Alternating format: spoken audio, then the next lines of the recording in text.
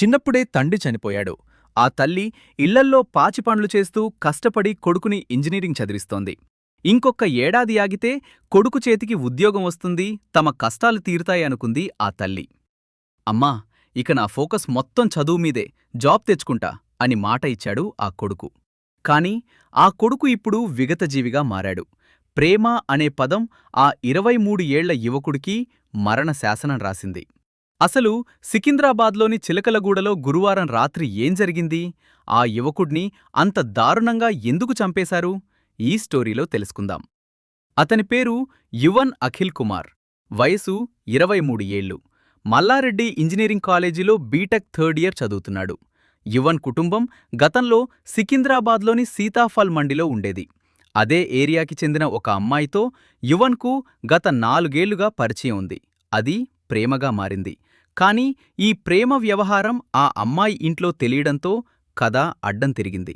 అమ్మాయి కుటుంబ సభ్యులు ఈ ప్రేమని తీవ్రంగా వ్యతిరేకించారు.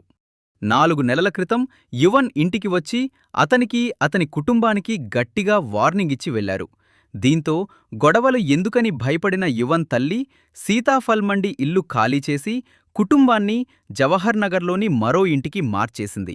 అక్కడే యువన్ తన తల్లికి, ఇక ఆ అమ్మాయితో మాట్లాడను, చదువు మీద శ్రద్ధ పెడతాను అని మాటిచ్చాడు. అంతా సద్దుమణిగింది అనుకున్నారు. కాని అసలు ప్రమాదం అప్పుడే పొంచి ఉంది. మే 7 గురువారం రాత్రి యువన్ పనిమీద తన పాత ఏరియా అయిన చిలకలగూడ ఇందిరానగర్కి వచ్చాడు. రాత్రి సుమారు 8:30 నుంచి 9 గంటల సమయం. ఇంటి బయట తన స్నేహితులతో కలిసి మొబైల్లో ఐపీఎల్ మ్యాచ్ చూస్తూ కూర్చున్నాడు. సడన్గా 2 బైక్ల మీద 5 నుంచి 10 మంది వ్యక్తులు అక్కడికి చేరుకున్నారు. వాళ్ళు ఆ అమ్మాయి బంధువులు. ఒక్కసారిగా యువన్పై దాడికి దిగారు. ఏమాత్రం కనికరం లేకుండా విచక్షణారహితంగా కత్తులతో దాడి చేసేశారు.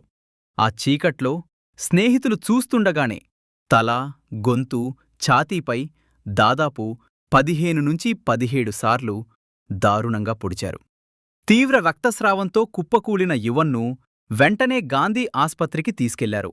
కాని అప్పటికే జరగకూడని ఘోరం జరిగిపోయింది. యువన్ ప్రాణాలు విడిచాడు.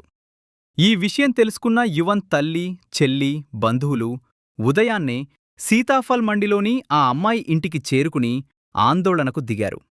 నా కొడుకుని పక్కా ప్లాన్తో చంపేశారు, వాళ్ళని మాకు అప్పగించండి అంటూ ఆ తల్లి చేసిన రోదన అక్కడున్న ప్రతి ఒక్కరినీ కంటతడి పెట్టించింది.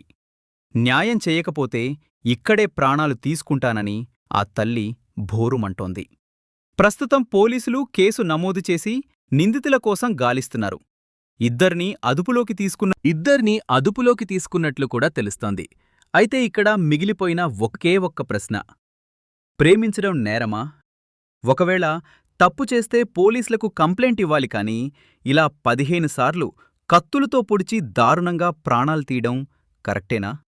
పరువు పేరుతో ఇలాంటి హత్యలు జరగడం పట్ల మీ అభిప్రాయమేంటి? కింద కామెంట్స్లో చెప్పండి.